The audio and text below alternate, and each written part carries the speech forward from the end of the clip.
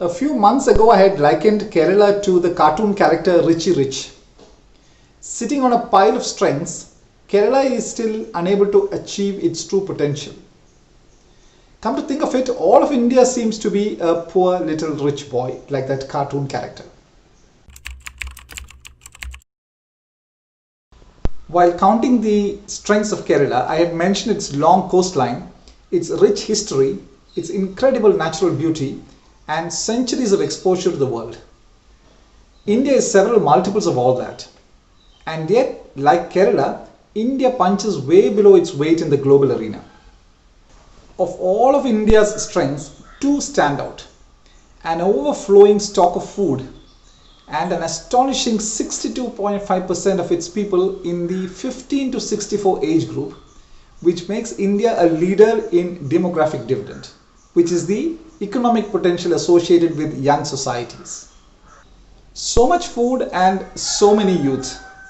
This must be absolutely mouth-watering for any family, society or nation.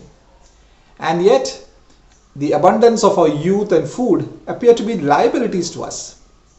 This week, this unbelievably bizarre situation was out on display for the whole world, when our farms and some of our factories appear to be literally on fire. Let's look at our farms first. Our barns have been overflowing for more than a decade now.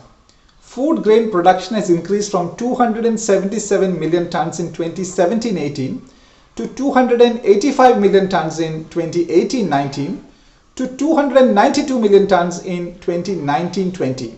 And this year, we may even touch 300 million tons.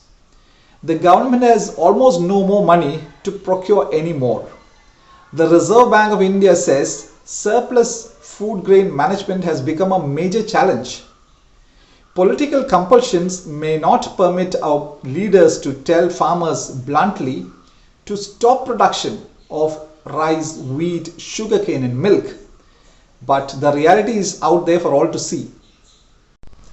This week, a farmer in Samastipur, Bihar, ran his tractor over a field of standing cauliflower crop because the price had fallen to as low as 1 rupee per kilogram. In Palakkad earlier this year, a farmer had run his tractor over a standing crop of brinjal because of low prices. In Chittoor, Kerala, a man poured out milk on the ground because there was no procurement. And this week at Kaduthuruthi in Kerala, a farmer, Matthew Pailo Kocheri, decided to give bananas for free because market prices were so disappointing. And all of this is happening right in front of our eyes, and we are not able to store, package or process all the food that we produce. And we are talking about cold chains and food processing and value addition all the time. If this is indeed the situation on the ground, the least we could do is to educate our 800 million odd farmers that almost everything that they produce is in surplus. Now let's look at our other big strength, which again we seem to consider as a liability, namely the 62.5% of our population in the 15 to 64 age bracket, adding up to a massive 875 million.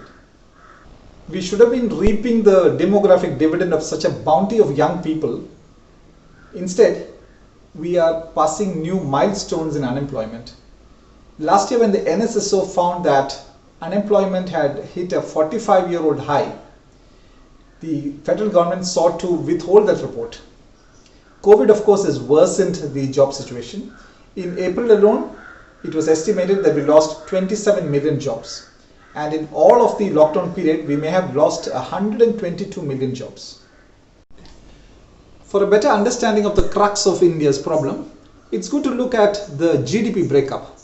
The agriculture sector contributes 14% to our economy, industry contributes 27%, and services the lion's share of 59%.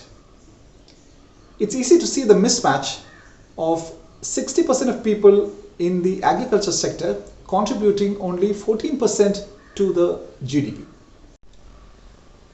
Common logic would suggest moving large numbers of people from the farm sector into industry and services, but that hasn't happened all these years because we've not been able to create enough non-farm jobs to absorb so many people. One way that the government is trying to create jobs is through FDI or foreign direct investment.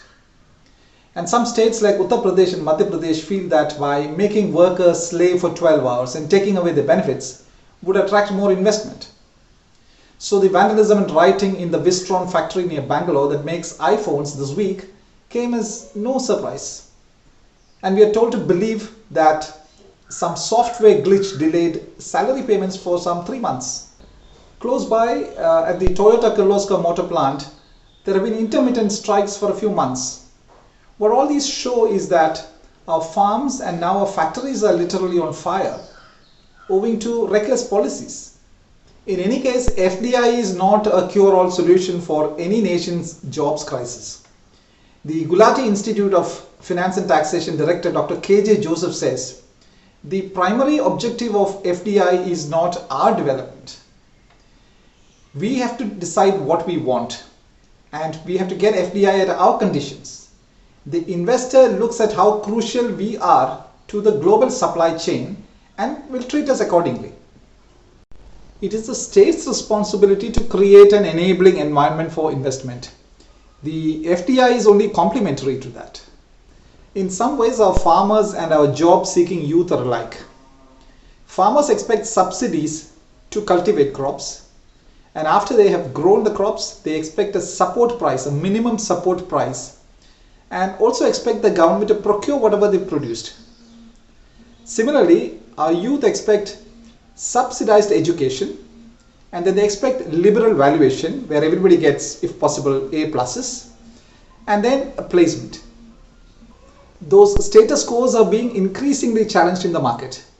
Just as surplus milk and bananas have no buyers, unskilled youth also find no takers. On one hand, India needs to create 10 million jobs every year until 2030 to tackle our jobs crisis. On the other hand, we understand that only 20% of our graduates are employable. Just how much weirder can it get? We have perhaps the world's largest stock of food grain. We have at least the second largest number of youth graduating every year.